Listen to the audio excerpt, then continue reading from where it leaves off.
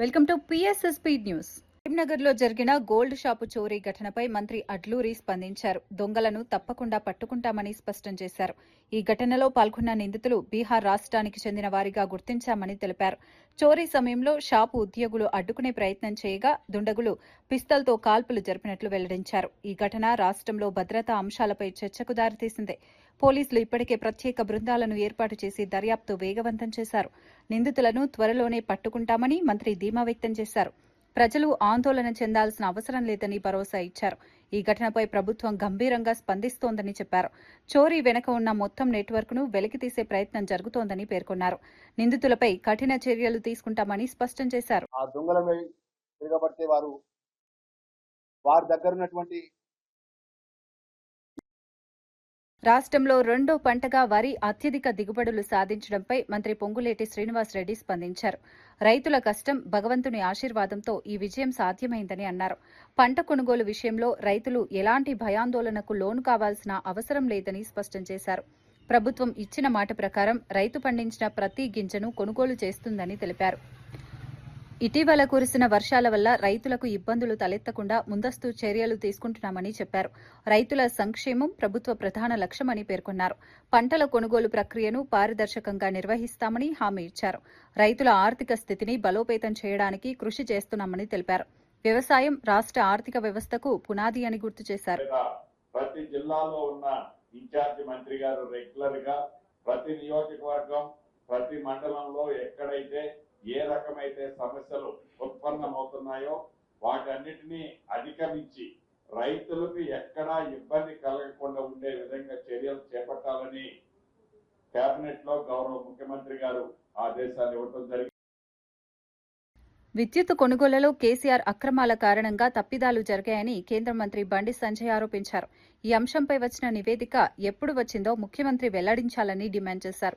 కేసీఆర్ కుటుంబంపై ఎందుకు చర్యలు తీసుకోలేదని ప్రశ్నించారు. ఈ అంశాన్ని దాచిపెట్టే ప్రయత్నం జరుగుతోందని ఆరోపించారు. సీబీఐ పేరుతో కేంద్ర ప్రభుత్వాన్ని బద్నాం చేయాలని ప్రయత్నిస్తే ప్రజలు నమ్మరని అన్నారు. విద్యుత్ రంగంలో జరిగిన అవకతవకలు రాష్ట్రానికి నష్టం చేశాయని పేర్కొన్నారు. ఈ విషయంపై పూర్తి పారదర్శకత అవసరమని సూచించారు. ప్రజలకు నిజాలు తెలియజేయాలని డిమాండ్ చేశారు. బాధ్యులపై కఠిన చర్యలు తీసుకోవాలని అన్నారు. రాజకీయ ప్రయోజనాల కోసం నిజాలను దాచడం సరైంది కాదని వ్యాఖ్యానించారు. ప్రభుత్వ అధికార సంస్థలున్నాయి అని చెప్పి అప్పుడు గుర్తురాలండి. కానీ ఈ సంవత్సరం బీజేపీ 5 రాష్ట్రాల ఎన్నికల విజయాన్ని పురస్కరించుకుని కోరుకొండలో ఘన సంబురాలు నిర్వహించారు.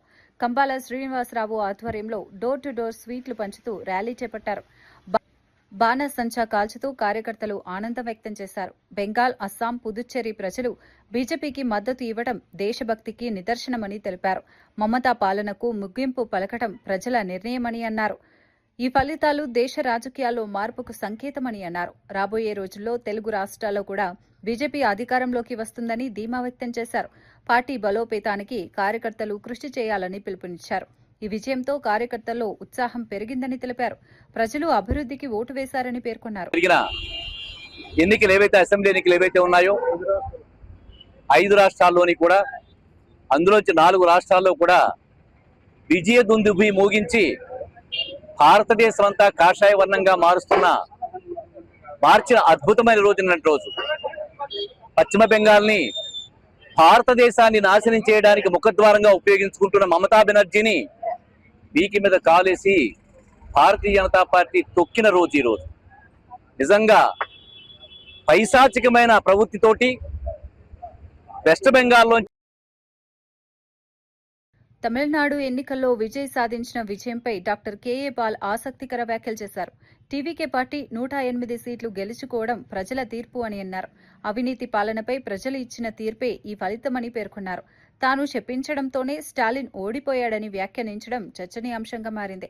తనను అనుసరించే యువత విజయ్కు మద్దతిచ్చారని తెలిపారు. ఈ ఫలితం రాజకీయాల్లో పెద్ద మార్పుకు సంకేతమని అన్నారు. విజయ్ను భవిష్యత్తు ముఖ్యమంత్రిగా అభినందించారు. అవినీతి పార్టీలకు ఇది హెచ్చరికగా మారుతుందని వ్యాఖ్యానించారు.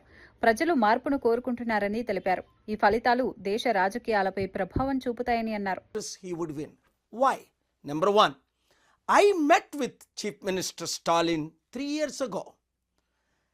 Told him how my Malkajgiri MLA Marri Rajasekhar Reddy లబ్ధిదారులకు చెక్కులు పంపిణీ చేశారు. కళ్యాణలక్ష్మి, షాదీ ముబారక్ పథకాల కింద ఈ సహాయం అందించారు. నేరెడ్మెట్లో జరిగిన కార్యక్రమంలో చెక్కులను అందజేశారు. ఈ సందర్భంగా లబ్ధిదారులు ప్రభుత్వానికి కృతజ్ఞతలు తెలిపారు. పేదల సంక్షేమం కోసం ప్రభుత్వం కట్టుబడి ఉందని ఎమ్మెల్యే పేర్కొన్నారు.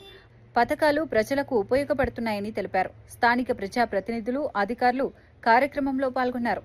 అర్హులైన ప్రతి ఒక్కరికి సహాయం అందించడమే లక్ష్యమని అన్నారు.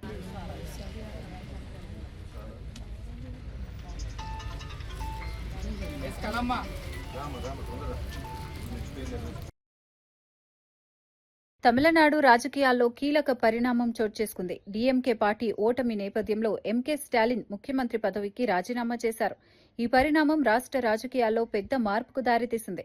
సంవత్సరాలుగా కొనసాగిన డీఎంకే పాలనకు ఇది ముగింపు సంకేతంగా మారింది. ఎన్నికల ఫలితాలు పార్టీకి తీవ్ర నిరాశను మిగిల్చాయి. కొత్త రాజకీయ సమీకరణాలు ఏర్పడే అవకాశం కనిపిస్తోంది. ప్రజలు మార్పు కోరుకున్నారని విశ్లేషకులు భావిస్తున్నారు. స్టాలిన్ రాజీనామా తర్వాత తదుపరి రాజకీయ పరిస్థితులపై ఆసక్తి నెలకొంది. రాష్ట్రంలో కొత్త నాయకత్వానికి మార్గం సుగమమైంది.